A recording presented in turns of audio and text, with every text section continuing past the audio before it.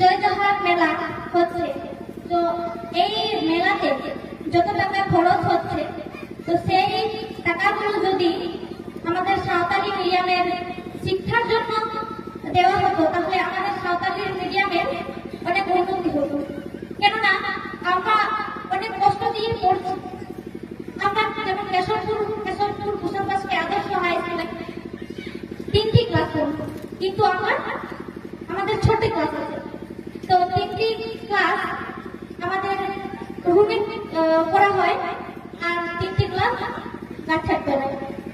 তো রোদে ঝড়ে বৃষ্টি অনেক কষ্টতে আমাদের পড়াশোনা চলে। তো তাই আমরা সবাই অনুরোধ করছি এই সরকারের কাছে যে